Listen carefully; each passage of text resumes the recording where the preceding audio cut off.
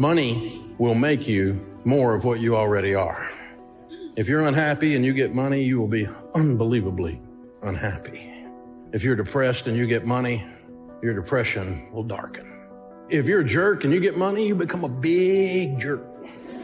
If you're sweet and you're generous and you love giving and you get money, you become what we call a philanthropist, and you change entire communities, entire people sectors. You become more of what you already are when you get money. It doesn't fix your marriage. If you have a bad marriage, it'll make it worse. And the crazy that's in your family. So we're cruising along and everything's pretty good, and only I had done some stupid stuff. Nothing illegal. I didn't cheat anybody. I didn't lie. I didn't commit fraud. I didn't do anything like that. But I was just stupid. How many of y'all ever done something dumb with money? How many of you didn't raise your hand have a problem with lying? I borrowed too much money, and we were doing a lot of it on 90-day notes because we were flipping these houses. And our bank, our largest bank, got sold to another bank out of state. And the guy looks down and goes, there's a kid, 26 years old, owes us $1.2 million on 90-day notes. Let's limit this relationship, which is banker talk for ruin his life. And we weren't late on a single note, but they called all our notes because under the paper I signed, they had the rights to do that if they just squirreled, and they squirreled. I was the idiot that signed the paper that allowed that to happen, never dreaming that anybody would be that way. Our second largest lender heard we were in trouble and called another $800,000, so we got $2 million due almost immediately, and it's all tied up in real estate. We spent the next 2.5 years of our life losing everything we owned. One year I made $250,000. The next year my taxable income was $6,000. Spent the whole year selling stuff trying to pay my bills because I was told you're supposed to pay your bills if you say you're going to. 2.5 years later, we were at the bottom. Our marriage is hanging on by a thread because the number one cause of divorce in North America today is money fights and money problems. We didn't get a divorce. Sharon said, I would have left, but I didn't have a car. With a brand new baby and a toddler, and our marriage just barely hanging on, and my hopes and dreams crushed. We were bankrupt. I remember standing in the shower with it so hot I could just barely stand there, and I would just stand there with a shower in my face and cry because I was so scared. It took a while. Instantaneously, things don't heal, do they? It takes a little time. So we didn't instantly bounce back. When you fall that hard, it's more of a splat. And so we started handling money this way. We started doing these 5 things that I'm going to teach you this morning. If you do these 5 things 100% of the time, they work because they're from God. I didn't make them up. I stole them all from the Bible and your grandmother. They're called common sense. I just sold them better than anyone has ever sold them in America's history. That's all. Number 1, get on a budget. Jesus said, don't build a tower without first counting the cost, lest you get halfway up and you're unable to finish, and all who see you begin to mock you and say, this man began to build and was unable to finish.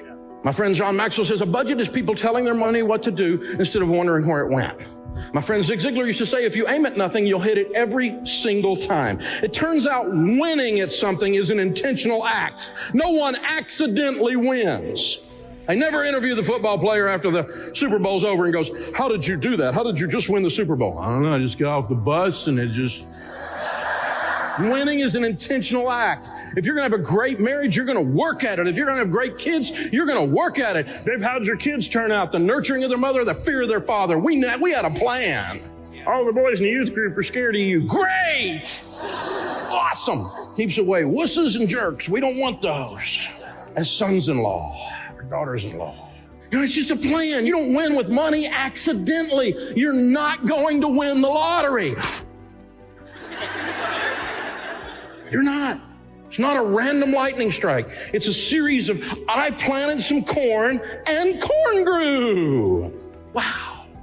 As you sow, so shall ye reap. If I plant nothing, nothing grows. The same rain comes, the same sun shines, but nothing grows. If you manage money for a company called You Incorporated and you manage money for You Incorporated the way you manage money for you now, would you fire you? Don't answer that. The second thing is get out of debt. The borrower is slave to the lender. 100% of the mentions of debt in Scripture are negative. There is no good debt in Scripture. When you read about it, 100% of the messages are, it's a curse, you're a fool, you're a slave, 100% of the messages in Scripture, biblically speaking, debt is stupid. And so what happens is we go to school and we get us a little student loan.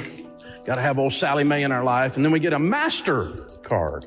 Borrower's slave to the lender, so we should get a Master. And then we go buy a car we can't afford. We know we can't afford it because we have payments on it. And then we go buy a house we can't afford. And we look up 7 years into our brand new marriage, trying to live the same standard of living our parents were living, only took them 35 years to get there. And we fast forward with debt into something we can't afford. We can't breathe and we're stressed out. All the money comes in, all the money goes out. And now all we do is think about how we're going to make it to Friday. We make $85,000 a year and we don't have the money for food. And this is normal in America today. People come in our office, they look like this all the time. They're like, dude, can you get me out? Yeah, I can get you out. It's going to hurt though. What do you mean? We're going to have to amputate the Tahoe. You're going to have to do things where you quit caring what other people think. You're going to have to quit spending money you don't have to buy stuff you can't afford when money you don't have to impress people you don't even really like. You have to reset your value system, Instagram breath, watching other people's highlight reel and thinking that should be your life. Comparison will kill you. So we made the decision we're not borrowing money anymore. You're weird. You're right. Normal's broke. You know what you have if you don't have any payments? Money. Weird thing. Everything changes. You even make different decisions about your job. Some people stay in toxic job situations because they have to pay their bills. You suddenly are free to go, I think I'm going to open up a competitor to you people because you aren't really good people and I don't want to work there anymore. So, isn't that fun? It's a whole different thing. It's a whole different mindset. So a guy called me from the average car payment in America, by the way, is right now $529 over 84 months, according to the National Auto Dealers Association.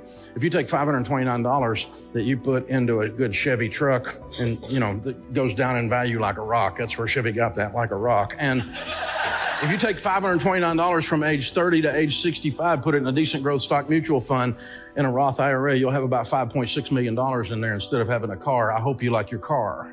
That's what it's costing you. I'm not saying don't have a nice car. I'm just saying maybe your nice car shouldn't have you. Maybe we got to think different about this. The next one is save money. The Bible says, in the house of the wise are stores of choice food and oil. And the rest of that says, but a foolish man devours all he has. If you spend all you make, you're a fool. When you save money, Grandma said, save for a... You know why Grandma said that? Because it's going to rain. Life is coming. And when you got a pile of money, it helps. You got $30,000 in the bank and no debt, and they lay you off, you're going to be okay. You got $30,000 in debt and no money, they lay you off, you're like, what are we going to do? Wise people save money.